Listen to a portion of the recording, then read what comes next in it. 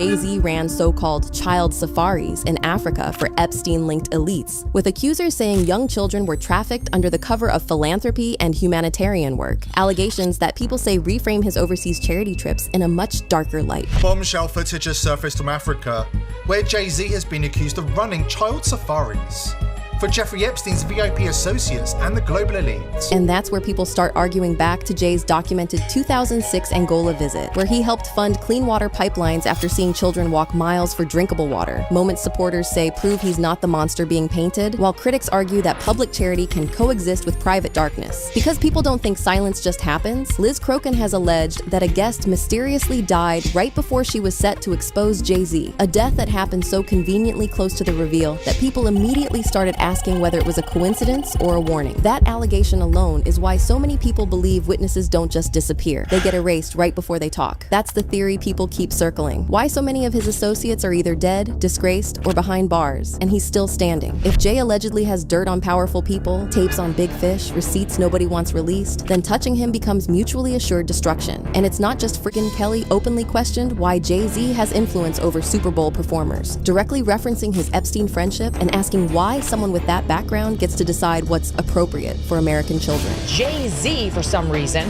has got the choice over who performs at our Super Bowl, who's another problem. Don't even get me started on his friendship with Jeffrey Epstein. Why is he choosing who's appropriate for American children to watch during our seminal sporting event? Others start reacting too. T were allegedly moving for Epstein-connected circles, a theory people say would explain how certain artists were insulated while others got thrown away the moment they became liabilities. 5 explaining how Jay-Z and Pusha T were drug dealers for Harvey Weinstein and Jeffrey Epstein. And then the emails resurface. Barclays CEO Jez Staley allegedly telling Epstein that the reason the US doesn't see mass uprisings like Brazil is because people are pacified by bread and circuses, hip-hop included, and saying the group that should be in the streets has been bought off by Jay-Z. And suddenly Kanye's old words don't sound random anymore, saying if people like Jay-Z ever told the truth, they'd go to jail, saying control is the real game and that he was never wrong, just early. If you take people like Jay-Z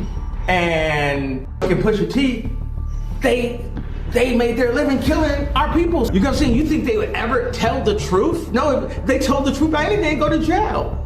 You know what I'm saying? So you have liars. They can control Jay-Z and Beyonce.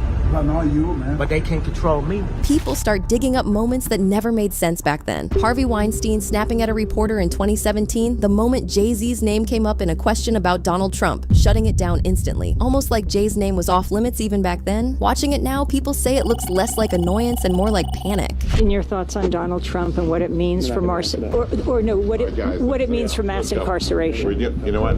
This is a labor of love for Jay, and as a result, he's my friend. We're here to talk about that and nothing else. Well, then can I ask you about mass incarceration? And do you think the movement is okay? And people haven't forgotten Jay's long-standing proximity to Diddy, R. Kelly, Weinstein, Epstein, or the fact